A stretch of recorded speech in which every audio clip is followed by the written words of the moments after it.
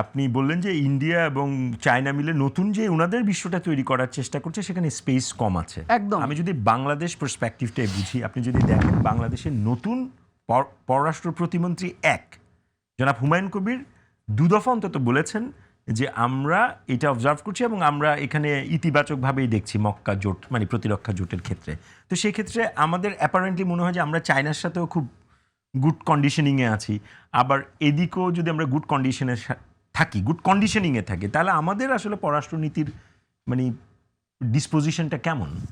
আপনি অলরেডি পাকিস্তানের পররাষ্ট্রনীতি তো আছে না চীনের সাথে এবং আমেরিকার সাথে। আমেরিকা এবং চীনের সাথে কারোর সাথে সম্পর্ক খারাপ না।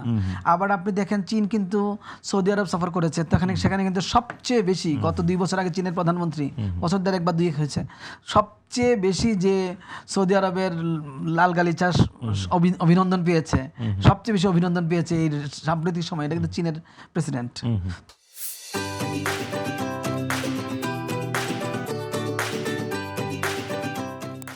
তো আপনি চীনের প্রেসিডেন্টের সাথে কিন্তু সখ্য তৈরি করছে, আবার আমেরিকার সাথে কিন্তু মানে সৌদি আরবের সম্পর্ক অনেক গভীর। আমার কাছে যেটা মনে হয় চীনকে পেসিভ রেখে এই মক্কা চুক্তি আমেরিকার সাথে সম্পর্ক রক্ষা করে একটা নতুন বিশ্ব ব্যবস্থা তৈরি করতে পারে, যে বিশ্ব ব্যবস্থাটা অলরেডি আছে আমেরিকার, কিন্তু সেখানে কিছু লিমিটেশন আছে, সীমাবদ্ধতা আছে, যেখানে অনেকের ভয়েস রেজ হচ্ছে না এবং অনেকে মার্জিনালাইজড হচ্ছে। ওই মার্জিনালাইজড পিপলগুলোকে এবং যাদের ভয়েস রেজ হচ্ছে না তাদেরকে তাদের অধিকার রক্ষা করার জন্য কিন্তু মক্কা চুক্তি কাজ করতে পারে। আর সেখানে যদি বাংলাদেশ ইনক্লুডেড হয়, যদি ইন্দোনেশিয়াকে ইনক্লুড করা যায়, বাংলাদেশ ইন্দোনেশিয়ার সদস্য, আমি বললাম 2টা মুসলিম রাষ্ট্র, মডেলটা এমন হওয়া উচিত। ওনারা তো মডেলটা অর্ধেক করেছেন, মডেলটা যদি কমপ্লিট হয়, 5টা দেশের মানে সৌদি, পাকিস্তান, তুরস্ক, বাংলাদেশ, ইন্দোনেশিয়া, তাহলে এই শক্তিকে চোখ রাঙাবে আর কোনো শক্তি আপাতত পৃথিবীতে নাই। ইভেন আমেরিকাও এর ধারে কাছে আসবে না, কারণ এটা হয়তো আনঅফিশিয়ালি আমেরিকান এলাইয়ের কাছে। প্রফেসর মাহবুব, এখানে সামরিক যদি আপনার সক্ষমতা দেখেন, তুরস্ককে আমরা ফ্রন্ট লাইনে রাখলাম, পাকিস্তানেরও নিউক্লিয়ার উইপেনের জায়গাটা আছে এবং সৌদি আরবের হচ্ছে মানি। তার মানে এটা একটা মানিও না, সৌদি আরবের প্রযুক্তি এবং মিলিটারি অন্যান্য আর্মামেন্টস কিন্তু খুবই আধুনিক, মানে আমেরিকার চেয়ে ফ্রান্সের কাছ থেকে অনেক কিছু কিনেছে ওরা। এবং এখন ইন্দোনেশিয়ার শক্তি কিন্তু অনেক বেশি, মানে সাউথ ইস্ট এশিয়া চীনের পরে আপনি ইন্দোনেশিয়ার, আমার যতটুকু মনে পড়ে ইন্দোনেশিয়ার চেয়ে বড় শক্তি আর কেউ নাই পৃথিবীতে, বোধহয় ইন্দোনেশিয়ার 10ম বা 11তম এরকম কিছু, আমি মনে করতে পারছি না এক্স্যাক্টলি।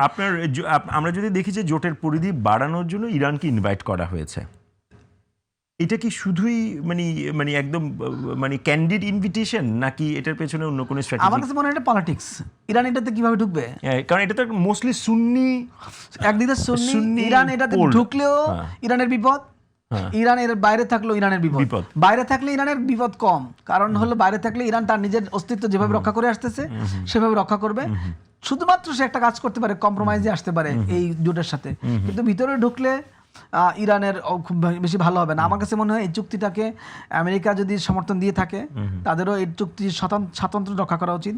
আর পাকিস্তান, সৌদি আরব এবং তুরস্কেরও এই চুক্তির স্বাতন্ত্র্য রক্ষা করা উচিত।